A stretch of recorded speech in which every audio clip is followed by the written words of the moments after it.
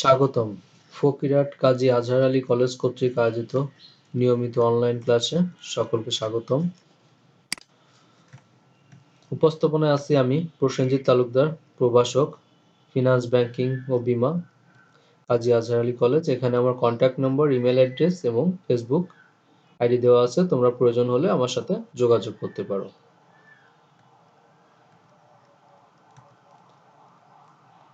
Finance, banking ও বীমার আজকের পাঠ্য বিষয় হচ্ছে আমাদের স্বল্পমেয়াদী এবং মধ্যমেয়াদী অর্থায়ন, পঞ্চম অধ্যায়, চতুর্থ খণ্ড। তো এর আগে আমরা 3টি ক্লাস কমপ্লিট করছি। আজকে মূলত আমরা চতুর্থ ক্লাসটা করব। অনলাইন ক্লাসের আজ হলো আমাদের 17তম ক্লাস। স্বল্পমেয়াদী ও মধ্যমেয়াদী অর্থায়ন, চতুর্থ অধ্যায়, পঞ্চম অধ্যায়, চতুর্থ খণ্ড। তো আমি নতুন ক্লাস শুরু করার আগে গত ক্লাসের কিছু টপিকসগুলো একটু দেখে নিই। আমরা কি কি আলোচনা করছিলাম। বাণিজ্যিক পত্র কি ছিল তার ধারণা আমরা এখানে আলোচনা করছিলাম। বাণিজ্যিক পত্রের কি বৈশিষ্ট্য ছিল সেটা আমরা দেখছিলাম।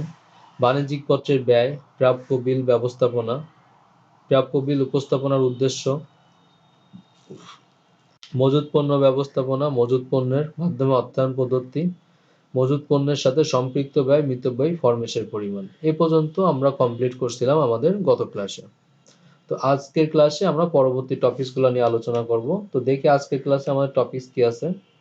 মিতব্যয়ী ফরমেশ পরিমাণ নির্ধারণের পদ্ধতি, মজুত পণ্য ব্যবস্থাপনার উদ্দেশ্যগুলো কি কি আছে সেগুলো নিয়ে আমরা আজকে আলোচনা করব। সর্বোচ্চ মজুত কিভাবে নির্ণয় করতে হয়, সর্বনিম্ন মজুত কিভাবে নির্ণয় করতে হয় সেটা নিয়ে আমরা আজকে দেখব। পুনঃ ফরমেশের স্তরগুলো নিয়ে আলোচনা করব। মিতব্যয়ী ফরমেশের সম্পর্কিত বিষয়গুলি নিয়ে আজকে আলোচনা করব। নগদ ব্যবস্থাপনা, নগদ রূপান্তর চক্র ও নগদ আবর্তন, এই বিষয়গুলো নিয়ে আমরা আজ আলোচনা করব। তো স্টুডেন্টস, আমরা আমাদের ক্লাস শুরু করি। তো দেখা যাক আজকে আমাদের টপিকসে কোন বিষয়টি প্রথমে যুক্ত আছে। প্রথমে আমরা দেখব, আজ আলোচনা করব মিতব্যয়ী ফরমেশের পরিমাণ নির্ধারণ পদ্ধতি। তো মিতব্যয়ী ফরমেশটা কি, এটা কি তোমাদের খেয়াল আছে? গত ক্লাসে আমি আলোচনা করছিলাম মিতব্যয়ী ফরমেশ কি। আমাকে কোন মূল্যের ভিতর সবচেয়ে কম দামে এবং সব থেকে বেশি পরিমাণ প্রোডাক্ট আমরা উৎপাদন করতে পারি, এটাই মূলত হচ্ছে আমাদের মিতব্যয়ী ফরমেশ। তো মিতব্যয়ী ফরমেশের অন্তর্ভুক্ত হলো কি, ব্যয়গুলো হলো কি কি। ফরমেশ প্রদানের ব্যয়, পণ্য গুদাম সংরক্ষণ ব্যয়, বহন ব্যয়, কি পরিমাণ পণ্য ফরমেশ দিলে এসব পণ্য সবচেয়ে কম হবে, সে পরিমাণ অর্ডার বা ফরমেশ দেওয়াটাই মিতব্যয়ী ফরমেশ বলে। মিতব্যয়ী ফরমেশ নির্ধারণ করার পদ্ধতি হলো, মিতব্যয়ী ফরমেশ নির্ধারণের পদ্ধতিটা কি?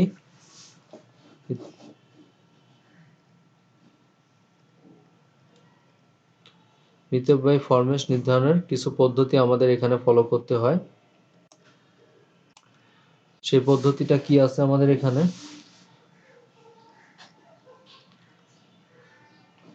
গাণিতিক বা সমীকরণ পদ্ধতি, সরণি বা ভুল করে শেখা পদ্ধতি, আর একটা হচ্ছে রৈখিক পদ্ধতি। তো 3টা পদ্ধতি কিন্তু আমরা ফরমেশটাকে কমপ্লিট করতে পারি। তো ফরমেশ, আগে একটা জিনিস বুঝতে হবে, ফরমেশ মানে কি, আমি যে জিনিসটা চেয়েছি সেই জিনিসটা কত অ্যামাউন্ট নিলে আমার খরচটা মূলত কম হবে, সেইটাই হলো মূলত আমার ফরমেশের পরিমাণ। কি পরিমাণ আমি প্রোডাক্টটা নিব এবং তাতে আমার খরচের পরিমাণটা কত হবে, এটাই মূলত আমি ফরমেশ থেকে নির্ধারণ করে থাকি বা আমরা নির্ধারণ করে থাকি। তো এখানে আমরা কি করতে পারি, এখানে আমরা 3টা পদ্ধতি অবলম্বন করতে পারি। 3টা পদ্ধতির মধ্যে কি কি দেখছিলাম আমরা? সমীকরণ পদ্ধতি, ভুল করে শেখা পদ্ধতি বা সরণি পদ্ধতি, আর একটা হচ্ছে রৈখিক পদ্ধতি। তো প্রথম টপিক কোনটা আছে আমাদের? গাণিতিক বা সমীকরণ পদ্ধতি। সমীকরণ পদ্ধতিতে আমরা কি দেখতে পাচ্ছি এখানে? সমীকরণ পদ্ধতিতে দেখতে পাচ্ছি কি, মিতব্যয়ী ফরমেশ পরিমাণ নির্ণয়ের জন্য এই সূত্রটি আমরা ব্যবহার করব।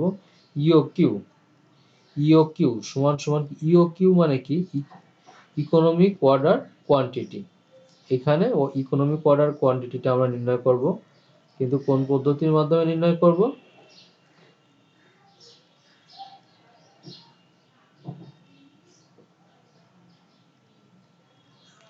কোন পদ্ধতির মাধ্যমে নির্ণয় করব? সমীকরণ পদ্ধতির মাধ্যমে। সমীকরণ পদ্ধতিতে ইউ সমান সমান 2 into A plus O divided by C. 2 হচ্ছে সূত্র 2, রুট ওভার থাকছে এখানে। এটা কি? এটা হচ্ছে আমাকে বার্ষিক চাহিদা বা অ্যানুয়াল ডিমান্ড। আর ওটা কি?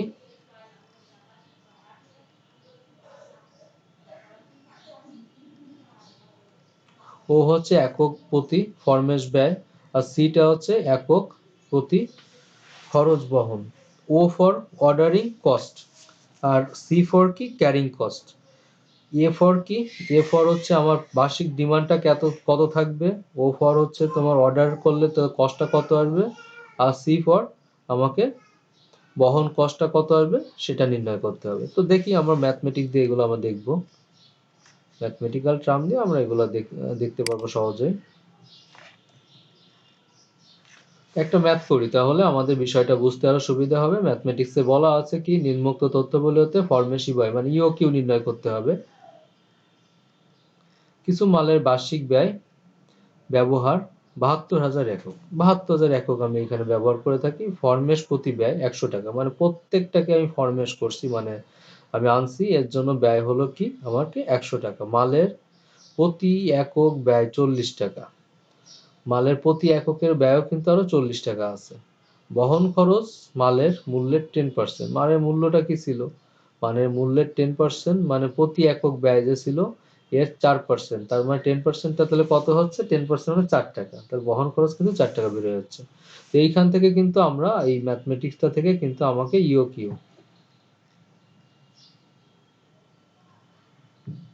নির্ণয় করতে হবে। তো ইও কিউ নির্ণয় করতে হলে সূত্রটা আমরা কি জানি? সমীকরণ পদ্ধতি মানে 2 into A into O divided by C. এটা কি ছিল? অ্যানুয়াল বার্ষিক চাহিদা। চাহিদা কত ছিল? ৭২,০০০ একক। দেখো বার্ষিক ব্যবহার ছিল ৭২,০০০ একক। ওটা ছিল অর্ডারিং কস্ট। অর্ডারিং কস্ট মানে ফরমেশ ব্যয়। ফরমেশ ব্যয় কত ছিল? ১০০ টাকা। ১০০ টাকা।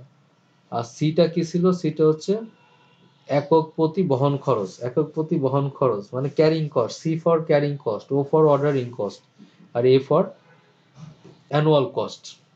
সহজে মনে রাখতে হবে। তো তাহলে কি হলো এখানে? ৭২ ৭,২০০ গুণ 100 ডিভাইডেড বাই 4।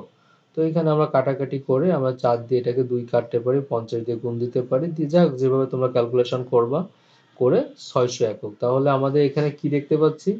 আমাদের আমাদের এইখানে কি ইকোনমিক অর্ডার কোয়ান্টিটিটা কত আসছে, ইও কিউ কত আসছে? ইও কিউ আসছে 600 একক। এইটাই ছিল একটা পদ্ধতি। আর একটা পদ্ধতিতে আমরা কি দেখতে পাচ্ছি? দ্বিতীয় পদ্ধতি হচ্ছে সেটা হলো সরণী পদ্ধতি। সরণীয় পদ্ধতির মধ্যেও কিন্তু আমরা এটা করতে পারি। সরণী পদ্ধতিতে কি বলা হয়েছে? মিতব্যয়ী ফরমেশের পরিমাণ সরণী পদ্ধতির মাধ্যমে প্রস্তুত করা হয়। এটা হচ্ছে তালিকা পদ্ধতি, আমরা যেটাকে বলতে পারি তালিকার মাধ্যমে প্রস্তুত করা হয়ে থাকে। তো এইটা আমরা যখন অঙ্কটা করব তখন কিন্তু আমাদের বলে দিবে যে আপনারা তোমরা এই পদ্ধতির মাধ্যমে এগুলা কমপ্লিট করো। তো আমরা কিন্তু তখন সেই সব পদ্ধতিগুলো অবলম্বন করব। তো দেখি আমরা সরণী পদ্ধতিতে আমাদের কি বলছে। ব্রাইট কোম্পানি বার্ষিক উৎপাদন 500 একক। 500 একক তারা উৎপাদন করে থাকে। প্রতি একক পণ্যের ব্যয় কয় টাকা? 10 টাকা। প্রতি একক বহন খরচ 1 টাকা, বা বলে দিতে পারতো এখানে 10%, তার মানে 10 টাকার 1 টাকা। ঠিক আছে?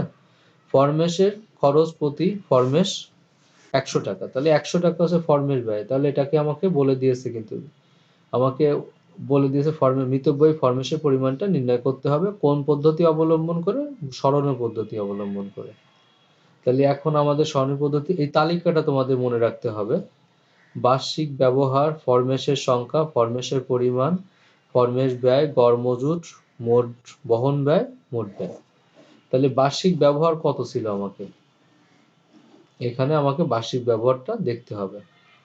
ফরমেশের সংখ্যা 1 2 3 4 5 6, টোটাল ফরমেশ কয়টা? 6টা।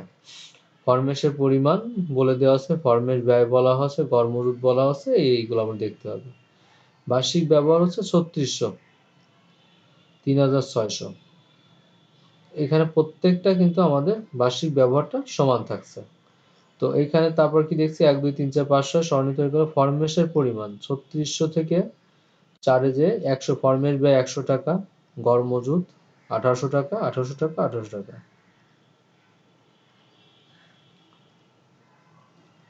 এভাবেই সরণিটা তৈরি করে আমাকে এখানে দেখতে হবে সরণির মাধ্যমে কিভাবে করতে পারি। আমি ম্যাথমেটিক্সটা আরো কিছু উদাহরণের মাধ্যমে তোমাদের পরবর্তীতে দেখাবো। এখানে বিষয়টা তোমাদের একটু জটিল হয়ে গেল, তো এই জন্য এইটা আপাতত তোমাদের একটু হাইড করা থাক। পরবর্তীতে আমি এটা তোমাদের দেখাবো। আমি তোমাদের সরণির রৈখিক পদ্ধতিতে দেখাই। রৈখিক পদ্ধতিটাই বেশি আসে। রৈখিক পদ্ধতিতে যেটা দেখছি আমরা, ফরমেশন ব্যয় নিরূপণ করা যায়। এই পদ্ধতিতে ওএক্স অক্ষের ফরমেশের মোট পরিমাণ ও ওয়াই অক্ষে ফরমেশের ব্যয় এবং বহন খরচের সমষ্টি, এগুলো আমরা মোট প্রদর্শন করা হয়। যে বিন্দুতে ফরমেশ ব্যয় এবং বহন সবচেয়ে পরস্পরকে তোমার সেট করবে, সেই বিন্দুতেই মিতব্যয়ী ফরমেশটা তৈরি হবে। তার মানে এটা আমাদের গ্রাফের মাধ্যমে আমরা কমপ্লিট করব। তোমরা অনেকে 9-10-এ করছো, ম্যাথগুলো করছো, গ্রাফের মাধ্যমে যে ম্যাথগুলো কমপ্লিট করা হয়েছে এগুলো হচ্ছে মূলত সেই গ্রাফিটিক্যাল ম্যাথগুলাই, যেগুলো কমপ্লিট করতে হবে। ওএক্স অক্ষ নিলাম, ওয়াই অক্ষ নিলাম, ফরমেশ ব্যয়টাকে এইভাবে এই ব্যয় এবং ফরমেশের খরচ, মোট ব্যয়, এগুলা যেখানে সেট করবে, মূলত এই তিনটা যেখানে সেট করবে এইটাই হচ্ছে আমার ইকুইলিব্রিয়াম পয়েন্ট বা আমাদের সর্বনিম্ন খরচের স্থান। পরবর্তী টপিকস আমাদের কি আছে? মজুদ পণ্য ব্যবস্থাপনার উদ্দেশ্য বলি। মজুদ পণ্য যে আমরা থাকে, যে আমাদের যে ইনভেন্টরি, যে মজুদ পণ্যগুলো থাকে, এগুলার ব্যবস্থাপনার জন্য কিন্তু বেশ কিছু গুরুত্বপূর্ণ আমাদের পদ্ধতি অবলম্বন করতে হয়। এর মধ্যে প্রথম পদ্ধতি কোনটা, কেন করা হয়ে থাকে? ব্যয় কমানোর জন্য। আমাদের মজুদ পণ্য যদি সঠিকভাবে আমরা ব্যবস্থাপনা করতে না পারি, তাহলে কিন্তু আমরা ব্যয়টাকে কিন্তু সংরক্ষণ করতে পারবো না বা কমাতে পারবো না। এজন্য কিন্তু অবশ্যই আমাদের সবসময় কিন্তু মজুদ পণ্যটাকে নিয়ন্ত্রণ করা অত্যন্ত প্রয়োজন। তার পরবর্তীতে টপিক যেটা আছে সেটা হচ্ছে আমাদের যে টপিক চলে আসছে সেটা হচ্ছে পণ্য সরবরাহ। পণ্য সরবরাহ, ক্রেতাকে চাহিদার অনুসারে পর্যাপ্ত পরিমাণে পণ্য সরবরাহ নিশ্চিত করতে হয়। আমার যেমন চাহিদা থাকে, আমাকে পণ্য সরবরাহটাকে সঠিকভাবে নিশ্চিত করতে হয়। আদারওয়াইজ কিন্তু আমরা কিন্তু মজুদ পণ্যের ব্যবস্থা সঠিক করতে পারবো না। এটাও অত্যন্ত গুরুত্বপূর্ণ বিষয়।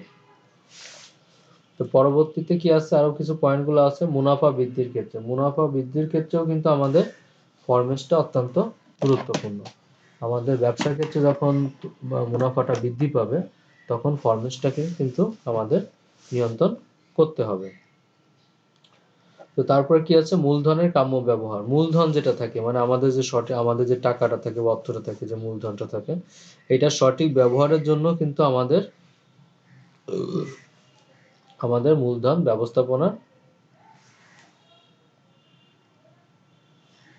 ব্যবস্থাপনা অত্যন্ত গুরুত্বপূর্ণ। মজুদের সঠিক হিসাব সংরক্ষণ। মজুদের পরিমাণটা কি পরিমাণ আছে সেই হিসাবটা সংরক্ষণ করার জন্য আমাদের এটা জানতে হবে।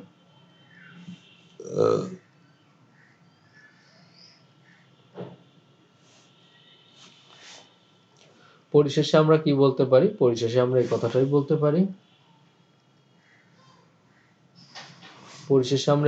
বলতে পারি, সেটা হলো যে মজুদ পণ্য ব্যবস্থাপনা যদি আমরা সঠিকভাবে না করতে পারি, তাহলে কিন্তু কোনোভাবেই আমাদের ব্যবসা সামনের দিকে অগ্রসর হবে না, সামনের দিকে কিন্তু আমরা আগাতে পারবো না। তো দেখি পরবর্তী টপিকস কি বলা আছে। সর্বোচ্চ মজুদটা কি? আমাদের সর্বোচ্চ মজুদটা কি এখানে বলা আছে। দেখি সর্বোচ্চ মজুদ বলতে মূলত কি বোঝানো হচ্ছে আমরা একটু দেখি। যে পরিমাণ পণ্য মজুদ রাখা ফার্মের জন্য যুক্তিযুক্ত নয়, সেই পরিমাণ পণ্যকে সর্বোচ্চ মজুদ বলা হয়ে থাকে। প্রয়োজনে অধিক মজুদ করলে প্রতিষ্ঠানে বিনিয়োগ কমে, কারণ অধিক মজুদের কারণে প্রতিষ্ঠানের চলতি সম্পত্তিতে বিনিয়োগ বাড়ে, ফলে অলসত্ব পড়ে থাকে।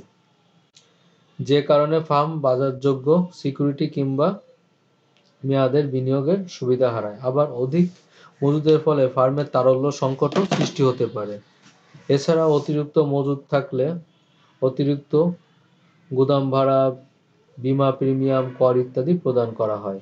বেশি দিন মাল পড়ে থাকলে অপচয় তো হয়ই, এর ফলে প্রতিষ্ঠানের মোট ব্যয় বৃদ্ধি পায়, যা প্রতিষ্ঠানের জন্য কল্যাণকর নয়। তাই যে কোনো প্রতিষ্ঠানের জন্য সর্বোচ্চ মজুদ স্তর নির্ণয় করা অত্যাবশ্যক। এক্ষেত্রে ব্যবসায় প্রতিষ্ঠানের সর্বোচ্চ মজুদ সীমা কত হবে তা সূত্রের সাহায্যে নির্ণয় করা যায়।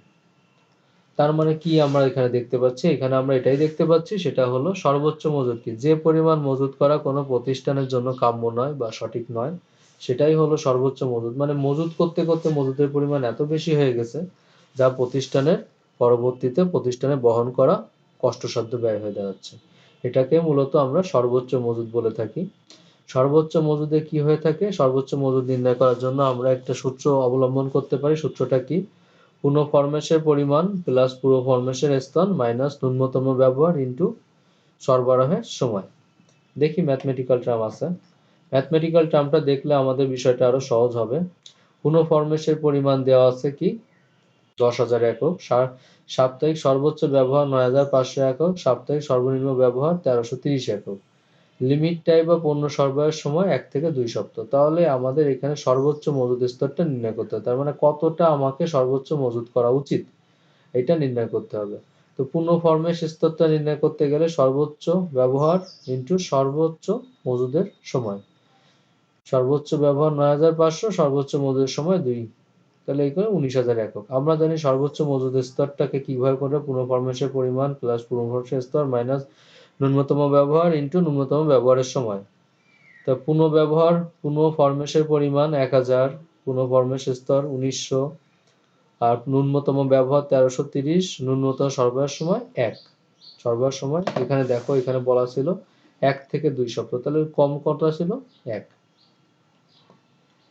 পূর্ণ ফরমেশ স্তরটা কিন্তু আগে আমরা নির্ণয় করে নিলাম। এই যে পূর্ণ ফরমেশ স্তরটা কি হবে, সর্বোচ্চ ব্যবহার কত ছিল 9,500 সর্বোচ্চ ব্যবহার সাপ্তাহিক ব্যবহার, আর সর্বোচ্চ ব্যবহারের সময় কত ছিল, সর্বোচ্চ ছিল 2 সপ্তাহ।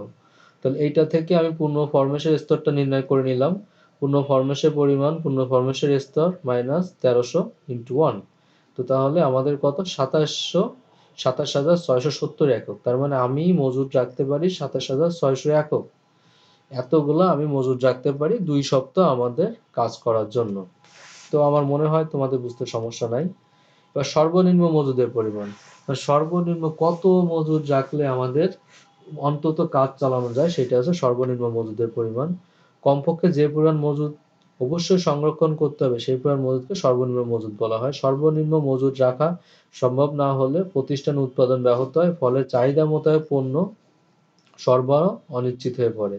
এতে প্রতিষ্ঠানের সুনাম নষ্ট হয়, আবার কারবারে এমন কিছু স্থায়ী ব্যয় আছে যা উৎপাদন ব্যবস্থা বন্ধ থাকলেও পরিশোধ করতে হবে, ফলে প্রতিষ্ঠানের প্রতি এককের ব্যয় বৃদ্ধি পেয়ে যায়। তার মানে কি, আমাকে যেমন সর্বোচ্চ মজুদও যেমন গুরুত্বপূর্ণ, নির্ণয় করা সর্বনিম্ন মজুদ, মানে এতটা মজুদ না রাখলে কিন্তু আমি প্রতিষ্ঠান চালাতে পারবো না, এটাকেই কিন্তু সর্বনিম্ন মজুদ আমরা বলে থাকি।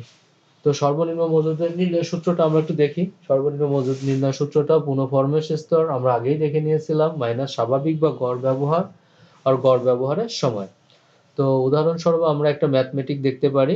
ম্যাথে দেখতে পাচ্ছি, সেজান কোম্পানি পূর্ণ ফরমেশ স্তর 60,000 একক, প্রতি মাসে স্বাভাবিক মজুদ পণ্য ব্যবহার করে 1200 একক, এবং পণ্য সংগ্রহের সময় বা লিড টাইম হলো 2 থেকে 3 মাস। প্রতিষ্ঠানটির সর্বনিম্ন মজুদ স্তর কত হবে?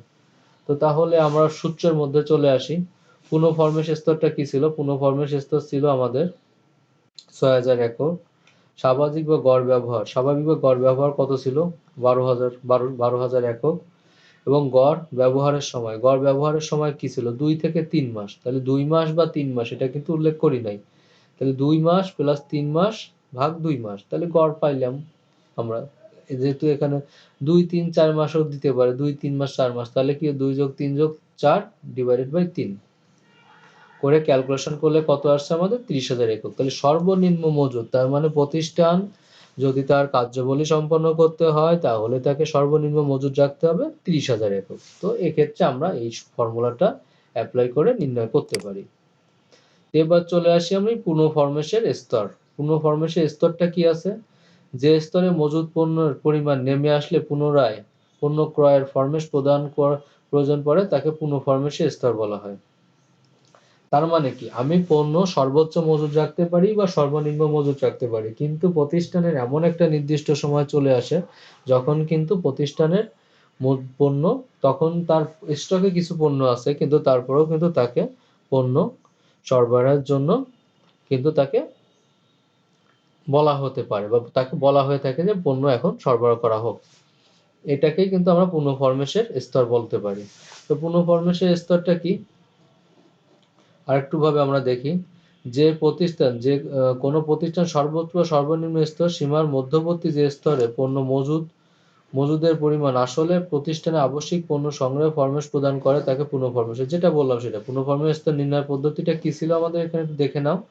সর্বোচ্চ মজুত পণ্যের ব্যবহার ইনটু সর্বোচ্চ সরবরাহের সময়। সর্বোচ্চ মজুত পণ্য কি ছিল, অথবা পুনঃফরমেশের স্তর নিরাপত্তা মজুদ প্লাস গড় মজুদ ব্যবহার ইনটু গড় সংগ্রহের সময়। গড় মজুদ ব্যবহার ম্যাথমেটিক্স দেখলে আমরা একটু বুঝতে পারবো। ম্যাথে কি আছে, আরমিট কোম্পানির নিরাপত্তা মজুদ কত ছিল, 5000 একক। প্রতি মাসে গড় মজুদ ব্যবহার 1200 একক এবং ফরমেশ দেওয়ার পর পণ্য পৌঁছাতে সময় লাগে 2 থেকে 4 মাস। পুনঃফরমেশ বা বিন্দু স্তর কত হবে? তো তাহলে ম্যাথমেটিক্সটা আমরা এখানে অ্যাপ্লাই করি। নিরাপত্তা বিন্দু কত দেওয়া আছে, নিরাপত্তা মজুদ দেওয়া আছে 5000 একক।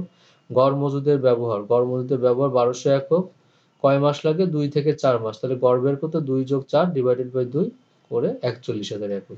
তার মানে কি পুনঃফরমেশের জন্য কিন্তু আমাকে 41000 একক যখন আমার এখানে খরচ হয়ে যাবে, তখন কিন্তু আমাকে আবার পুনরায় ফরমেশটা পাঠাতে হবে।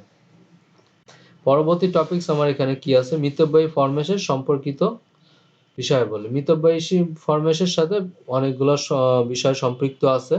তো এই বিষয়গুলো কি কি, বার্ষিক, আমরা এক এক করে উদাহরণে যাব। তো তার আগে আমি জাস্ট নামগুলো বলে যাচ্ছি। বার্ষিক ফরমেশের সংখ্যা, মোট ফরমেশের ব্যয়, মোট বহন খরচ, গড় মজুদ, মোট মজুদ ব্যয়, লিড সময়, পুনঃফরমেশ বিন্দু, নিরাপত্তা মজুদ, সর্বোচ্চ মজুদ সীমা এবং সর্বনিম্ন মজুদ সীমা। এই জিনিসগুলো মূলত আমাকে মিতব্যয়ী ফরমেশ সম্পর্কিত বিষয়গুলির সাথে আলোচনা করে। তো নগদ ব্যবস্থাপনা, নগদ ব্যবস্থাপনায় আমরা কি দেখতে পাচ্ছি এখানে, নগদ ব্যবস্থাপনায় দেখতে পাচ্ছি আমাদের যে নগদ অর্থ যেটা আছে, নগদ অর্থ ব্যবস্থাপনা প্রতিষ্ঠানের প্রাণস্বরূপ। তাই নগদ অর্থগুলা কিন্তু আমাদের প্রতিষ্ঠানের ব্যবস্থাপনাটা সঠিক করতে হবে। তাই চলতি সম্পদ ব্যবস্থাপনার মাধ্যমে নগদ ব্যবস্থা প্রতিষ্ঠানের জন্য অত্যন্ত গুরুত্বপূর্ণ বিষয়। নগদ ব্যবস্থাপনা প্রতিষ্ঠানের তারল্য নিশ্চিত করতে সাহায্য করে। খুব সহজে নগদ ব্যবস্থাপনা বলে স্বল্পমেয়াদী দক্ষতার সাথে অর্থ সংগ্রহ ব্যবহারকে বোঝায়। এক্ষেত্রে নগদ অর্থ থাকলে তা স্বল্পমেয়াদী বিনিয়োগ করা অথবা ঘাটতি থাকলে স্বল্পমেয়াদী নগদ অন্তর্ভুক্ত রাখা। তার মানে আমি সহজে বলতে পারি, নগদ অর্থকে আমি যেভাবে সঠিকভাবে ব্যবস্থাপনা করতে পারবো, ব্যবসাকে সামনে আগায় নিতে পারবো, এটাই মূলত আমাদের নগদ ব্যবস্থাপনা হিসাবে বহন করে থাকে।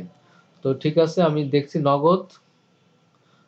নগদ রূপান্তর চক্র। এখানে আমরা একটা ফরম্যাট আমরা এখানে দেখতে পাচ্ছি, সেটা হচ্ছে নগদ রূপান্তরের চক্র বা নগদ আবর্তন। নগদ রূপান্তর চক্র এবং নগদ আবর্তনটা আমরা দেখতে হবে। নগদ রূপান্তর চক্রটা কি আছে এখানে, নগদটাকে কিভাবে রূপান্তরিত হচ্ছে বা একটা চক্রের মাধ্যমে আগাচ্ছে। যে পরিচালন চক্র হতে কাঁচামাল মূল্য পরিশোধের সময় বিয়োগ করলে নগদ চক্র পাওয়া যায়। মানে পরিচালন চক্র থেকে আমাকে কাঁচামাল পরিশোধের সময়টাকে বিয়োগ করতে হবে। অর্থাৎ পরিচালন চক্রের সময় হতে কাঁচামালের মূল্য পরিশোধ করলে, এখানে দেখি আমি সূত্রটা একটু, নগদ রূপান্তর চক্র গড় মজুদ সময় যোগ গড় আদান সময় মাইনাস গড় পরিশোধের সময়। নগদ আবর্তন সমান সমান 360 ডিভাইডেড বাই নগদ রূপান্তর চক্র। একটা উদাহরণ আমরা এখানে দেখতে পাচ্ছি, এটাই আমাদের আজকে শেষ টপিক। দেখি আমরা, আলম কোম্পানি সাধারণত বাকিতে কাঁচামাল ক্রয় করে 30 দিনের মধ্যে তার মূল্য পরিশোধ করে। প্রস্তুতকৃত পণ্য বাকিতে বিক্রয় করার জন্য 50 দিনে আদায় করতে হয়। উক্ত কোম্পানির ক্রয়কৃত কাঁচামাল দ্বারা সম্পূর্ণ ব্যয় প্রস্তুত করে এবং বিক্রয় করতে সময় লাগে 70 দিন। তাহলে পরিচালন চক্র, নগদ রূপান্তর আবর্তন চক্র, নগদ আবর্তন, এই তিনটা জিনিস আমাকে নির্ণয় করতে হবে। তাহলে পরিচালন চক্র সূত্রটা কি ছিল, গড় মজুদ সময় যোগ গড় আদায় সময়। গড় মজুদ সময় কত ছিল এখানে আমরা দেখি, গড় মজুদ সময় ছিল 70 দিন এবং গড় আদায়ের সময় ছিল 50 দিন। এই যে আদায়ের সময় এবং 70 দিন, তাহলে 120 দিন। নগদ রূপান্তর চক্র কি? গড় মজুদ সময় যোগ গড় আদায়ের সময় মাইনাস গড় পরিশোধ সময়, নগদ রূপান্তর চক্র। আর নগদ আবর্তন চক্র কি? 360 360 ডিভাইডেড বাই নগদ রূপান্তর চক্র। নগদ রূপান্তর চক্র কত আসছিল আমাদের? 90 দিন, মানে 4 বার, মানে এক বছরে আমার এই টাকাটা 4 বার রোলিং হয়ে আসতে পারে। তো দেখি আমাদের তাহলে আজকে কি দেখতে পাচ্ছি। তোমাদের এইগুলো হচ্ছে মূল্যায়ন আমি দিলাম, এই বিষয়গুলো তোমরা দেখবা। তোমাদের কিছু বাড়ির কাজ দিয়েছি নগদ রূপান্তর চক্র, আবর্তন চক্র সম্পর্কে তোমরা দেখবা। আগামী ক্লাস মূলত আমাদের এই অধ্যায়ের লাস্ট টপিকস আমরা আলোচনা করব, পঞ্চম অধ্যায়ের পঞ্চম খণ্ড। তো এই উৎস থেকে আমি ইনফরমেশনগুলো কালেক্ট করছি। এখানে আমার কন্ট্যাক্ট নাম্বার সহ সবকিছু দেওয়া আছে, তোমরা প্রয়োজনে দেখে নিতে পারো এবং আমার সাথে অ্যাড হতে পারো। ফেসবুকে আমাদের সাথে অ্যাড হতে পারো, ইউটিউব চ্যানেলে আমাকে খুঁজলে তোমরা পাবে। তো এতক্ষণ আমার সঙ্গে থাকার জন্য তোমাদের অসংখ্য ধন্যবাদ। তোমরা নিজেদের খেয়াল রাখবা।